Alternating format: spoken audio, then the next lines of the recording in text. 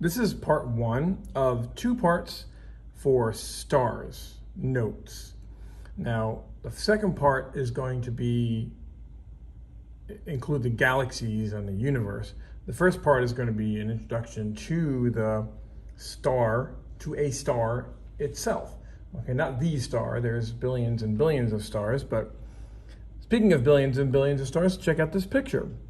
This picture is from the Hubble Space Telescope, which is very old now. I think it was launched in, I want to say the 80s, when I was your age. But it still works and it's still doing great. But we have new technology up there, new telescopes. So this picture was taken with the Hubble Space Telescope. And it is an image of millions, well, not millions, but millions of light years away of thousands of galaxies. There's about 2,000 galaxies in this picture. If you were to count every little tiny dot in this picture, you would count upwards of 2,000, close to 2,000 different images. So that's pretty amazing. And there's a whole story about this, which I'll talk about more in the future. Okay, so what is a star? A star is a body of gases, a great big ball of gases that gives off a tremendous amount of radiant energy in the form of light and heat. And that is a picture of our star. It is a much filtered picture because you can't point a camera or look at the sun, it's just too bright.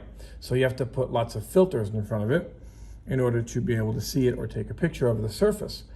To just filter out a lot of the light, a lot of the energy. And so our star is a middle-aged star. It's halfway through its life cycle. I'll tell you why we know that later. It's medium-sized. There are smaller sizes and there are great bigger ones. And it's a yellow star. It's considered a yellow star. If you look at it, it's yellow. It gives off what seems to be white light, but it's a yellow star. It's very interesting how it works.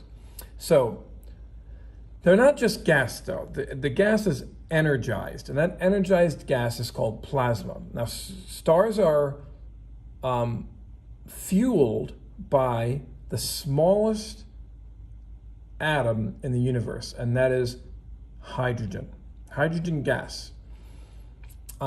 Helium is the waste product of that gas, of that reaction from the hydrogen, okay? And because they're all energized, they're called plasma. If you energize a solid, it becomes a liquid. If you energize a liquid, it becomes a gas. And if you energize a gas, it becomes a plasma. Now, stars are so far away from us that we use, except our own star, of course, we use a new unit to determine the distance between us and stars, or between stars and other stars. And that unit is called a light year. A light year, some people look at that and say, oh, a light year is a distance of, a measure of time because of the word year. But it's really a measure of distance, okay? And it is defined as 9.5 times 10 to the 15th meters. That's 9.5 with 14 zeros after the 5. That's a big number. 9.5 trillion kilometers. Nothing in our solar system is a light year. The next closest star to our solar system is 4.5, I believe, light years away. So multiply 4 times 9.5 trillion, and that's how many kilometers it is. So we're on slide 4 now. The speed of light is 3.0 times 10 to the 8th meters per second. That's about 300,000 kilometers per second. It takes the light from the sun, our star, approximately, that's what that little symbol there means, that little wiggly line. It means approximately. 8 minutes to reach the Earth at that speed. So if you were to measure this distance between the Earth and the sun, it would be about, this is of course not to scale, it would be about 93 million miles, which is a lot less than a light year, right? It's about 8 light minutes. So when you're looking at the star, our sun, you're actually looking back in time 8 minutes, because it took 8 minutes for the sun's light to reach us, okay? Now, stars vary in size and mass as well as color. Just to let you know, the release bell is going, and announcements are about to come on. So we're just going to, I'm going to keep pushing through the slides so that we don't waste any time, okay?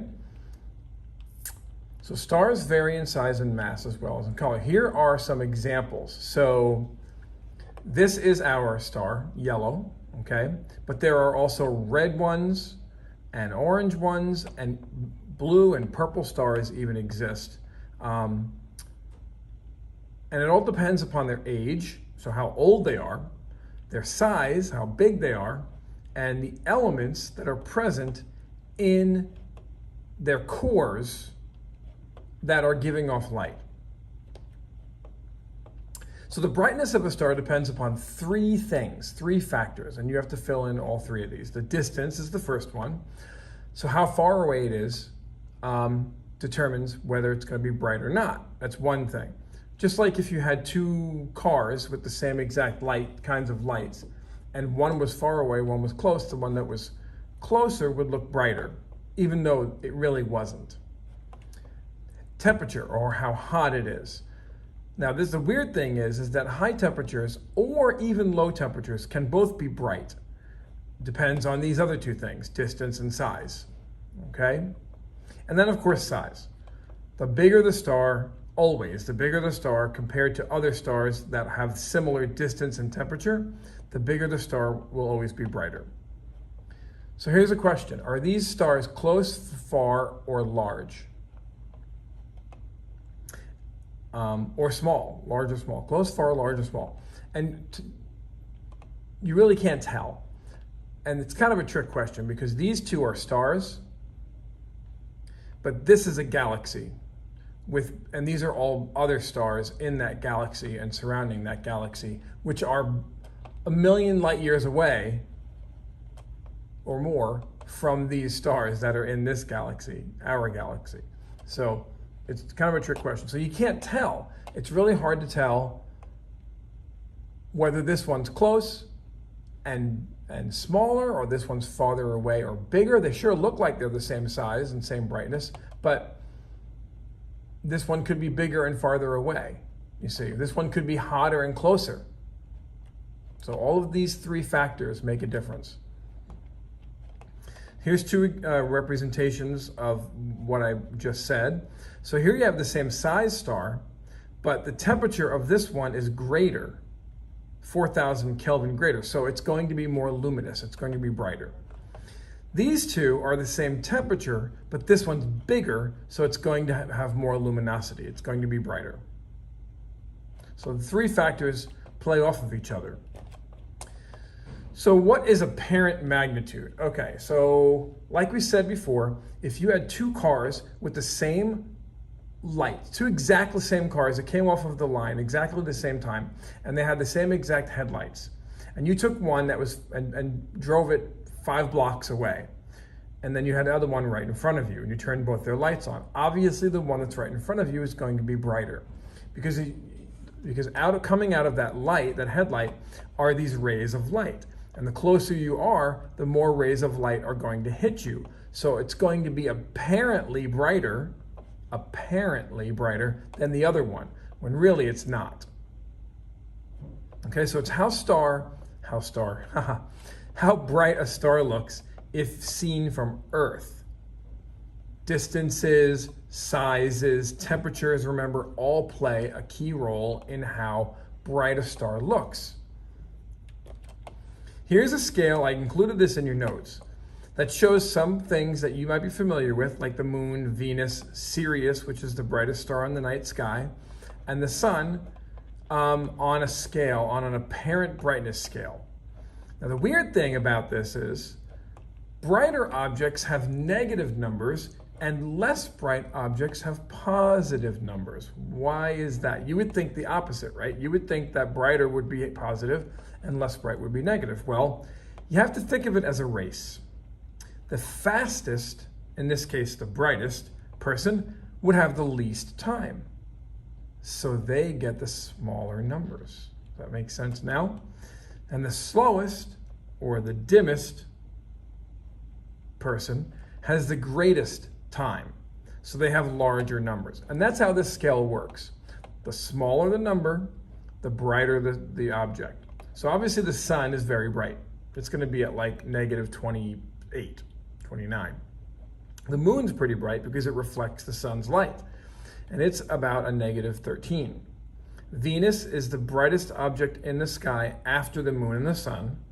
And that's because it's a planet and all of those clouds reflecting the sun's light. That's about a negative 4.5. This star, Sirius, which is the dog star, is about a negative 2, negative 1.5. Vega is another star that you can see in the southern hemisphere only, I believe. And it has a apparent brightness of 0. The faintest object you can see in the night sky with the naked eye, without binoculars or telescope, is a +6. And then these objects are very far away, and then the faintest objects are way very, very down here in the positive number. So that's how this scale works. You might see this scale again on a future test, hint, hint. And then the other kind of magnitude is something called absolute magnitude, and that's the true brightness of a star, or how bright a star would appear if it were seen from a distance of 32.6 light years away, which is also about 10 parsecs away. A parsec is just another measurement of distance in space, because distances are so great in space, we have to use different measurements. So how does this work? Okay, so here, the sun has a luminosity of negative 27, which we just saw here, right? Negative 27 up there. But if you were to move the sun to 32.6 light years away, it would have an absolute magnitude of +5. It would be over here on the scale, +5. We'd still be able to see it, but it would be pretty tiny. Okay. This star, Aldebaran, has an apparent magnitude of +0.9. So it would be like right there. A little bit less bright than the brightest star we can see from Earth. But if we were to move it closer to us, to 32.6 light years, it would be a negative, oh wait, I messed that last one up. It would be here first, and then it would move to here on this side. So first it would be plus because it was faint, and then it would be brighter because we move it closer. So if you judge all of the objects on a line of fairness, so to speak, of 32.6 light years, then you would get this scale of absolute magnitude. And that's the true scale. That's the true brightness compared to other stars out there, okay? So absolute magnitude is not very true. This scale is not very true. This is just for judging how things are from Earth. But this is the true scale, absolute, okay? All right, binary stars. Bi means two. So this is when two stars dance around each other in this gravitational orbit around each other. Just like a planet would orbit a star, well, these two stars orbit each other. And believe it or not, most stars in the galaxy are binary star systems. It's just by chance that our planet developed around a single star system. And so gravity is the main force that's causing this to happen. Some stars are even tertiary or trinary systems. Trinary is 3 stars orbiting each other, and tertiary is 4, or quaternary, I think, maybe. Either one, I think, is the same thing. 4 stars orbiting each other in this weird celestial dance. Now this is I included this in your notes as well. This is called an HR diagram. An HR diagram, otherwise known as a Hirschsprung-Russell diagram. HR diagram is the shorthand way to say it. Is a way to organize stars when they are discovered. So it measures the absolute magnitude, it measures their temperature, the luminosity. Luminosity is based upon like how many suns of light is given off. So if it's 1 sun of light, its luminosity is going to be 1 sun. If it's 100 times our sun, then the luminosity is going to be 100 suns. And these stars up here are all that bright. These stars are so bright, they're at the 10,000 suns. And these stars down here are very weak stars, and they're only about 1/10 or 100th of a sun in brightness. That's what luminosity means. And then spectral type is just a way to classify. So once you know magnitude, temperature, and luminosity, you can define it as a certain spectral type. So you can see where our star is right here. The sun is right there. It is a G-type star with a luminosity of 1, an absolute magnitude of +7 or +6 or +5, somewhere in there. And it has a surface temperature of about 6,000 degrees or 6,000 Kelvin, okay? And so this is just a way, whenever they find a new star, they put it into this graph and they can tell what spectral type it is. Just a way to organize the stars. Here's just a different version of it with the sun here. 1, magnitude of 5, temperature of about 6,000, and a spectral class of G. That's all. We're on slide 13 now. We're only going to go to slide 20 today. Stars get their enormous amount of energy from a process called nuclear fusion. It's the opposite of nuclear fission, which is how nuclear power plants and nuclear bombs work. That's splitting the atom. Nuclear fusion is combining smaller atoms, like hydrogen atoms, like we mentioned before, into bigger atoms called helium atoms. And if you look on the periodic table, you can see hydrogen and helium are the 2 smallest atoms in the universe.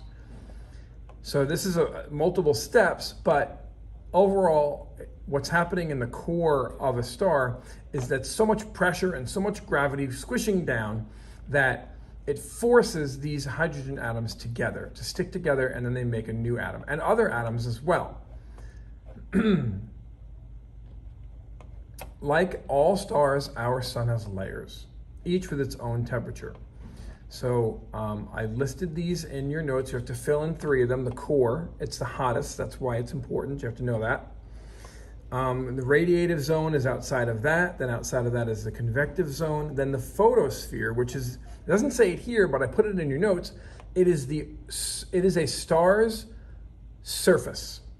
Okay, just like we have the lithosphere, which is the rocky surface of our planet.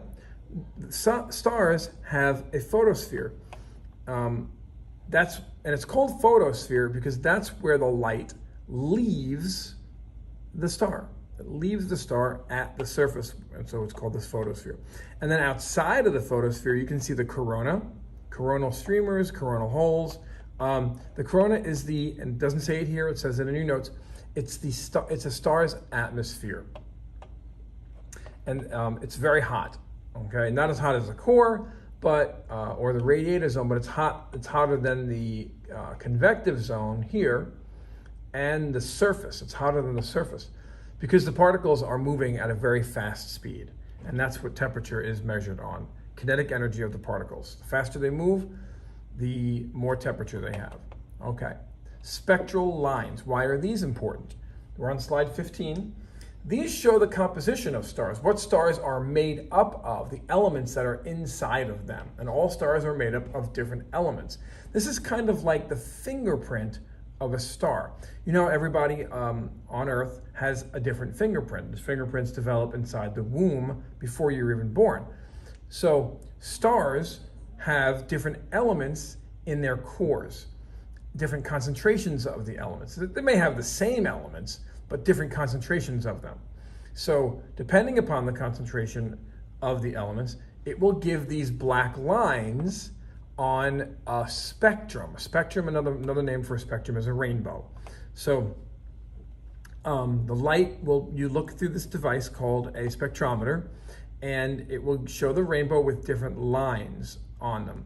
And those lines indicate different elements. So for example, our star, and you can see it here, this is magnesium and sodium, hydrogen, other things are inside the core as well. But mainly it's 71% hydrogen, 27% helium, and 2% other elements. And that's our star's fingerprint. It's called spectral lines on the absorption spectrum. Absorption means it's just absorbing these light waves, okay? And here we can see some major stars fall into certain classes based upon their absorption spectrums, their fingerprints. See their absorption lines? So based upon these fingerprints and their surface temperature and their colors, they are put into the different classes that you see down here at the bottom of the Hertzsprung-Russell diagram. So a blue star like Rigel, a blue giant, would be class B. And blue-white star like Sirius would be a class A. And then you've got class F, class G like our star. That's how big our star is compared to all these other stars, by the way. A class K star would be Aldebaran. A class M star would be this gigantic star back here. It's so big it wouldn't even fit on the screen. Betelgeuse, or some people say Betelgeuse, but I like Betelgeuse from the movie. And that's a big red giant. It's called a red giant. You don't have to memorize the spectral classes. So, okay, so we're almost done. We have 3 slides left for today. Our star is the sun. It's an average size. We mentioned that before. It's 110 times Earth's diameter. So 110 Earths could fit from here all the way to the other side. And that's crazy. So here's the size of the Earth compared to the sun. So you can see the difference. It's quite dramatic difference. Its mass is 99% of the total mass of the entire solar system. So if you take all the asteroids and comets and planets and you put them all together, they would be only 1% of the solar system's mass. So the mass is over 300,000 times that of Earth. And we know already, we learned this already, that the heat causes the Earth's weather patterns. It's that unequal heating of the Earth's surface that causes air to rise and oceans to circulate. So there's 3 types of solar activity I want to talk to you guys about. One of them is sunspots. These dark areas are caused by powerful magnetic field disruptions in the surface of the star. And they can be 100,000 kilometers in diameter. They can be very big. And the sun goes through different periods. And there's actually a website that you can go to called spaceweather.com, spaceweather. And you can look at what the sun looks like today, right now, and you can see where the sunspots are on the surface. 2 other types of solar activity are prominences. Those are great big arches of glowing gases and plasma that shoot out of the surface, and they may last for several weeks at a time, also caused by magnetic field disruptions in the surface of the star. And here's some sunspots. And then something called a solar flare. Here in this diagram, you can see a flare getting ready to shoot out. Here's a solar flare shooting out. Sudden outward eruptions of electronically charged atomic particles. Now, both prominences and solar flares, if they shoot out towards the Earth, this is an actual picture of one happening right here. They can cause communication disruption on the planet. They can actually shut down communications. They can injure astronauts in space if the astronauts don't get into a safe room. Like on the International Space Station, they have a safe room there that all the astronauts can duck into that has very protective layers that would help save them from getting too much exposure from radiation from these solar flares. They're almost like solar storms. That's what they are, really. And when prominences and solar flares hit the planet's atmosphere and the magnetic shield around the planet, they charge the particles electrically. They cause ionization. They ionize it down here. See, ionize it, and make glowing, shimmering bands of light called auroras. And the particles, when they strike the northern hemisphere, they're called aurora borealis, or northern lights. Or if they strike the southern hemisphere, like the South Pole, they're called the southern lights, or aurora australis. And so I don't know if anybody in this class has been privileged enough to have gone up to northern Canada or Alaska or places like Scandinavia, Norway, Sweden, Finland, places like that. That's where you're going to see these northern lights, particularly in the winter, because that's when it's darkest and for the longest time. And sometimes the solar flares and prominences are so big, so strong, that the northern lights will actually come further south into the United States, even sometimes, the northern parts of the United States and the northern parts of the main part of Europe, like Germany or Ireland or Scotland or places like that. And that's our first part of our notes for stars.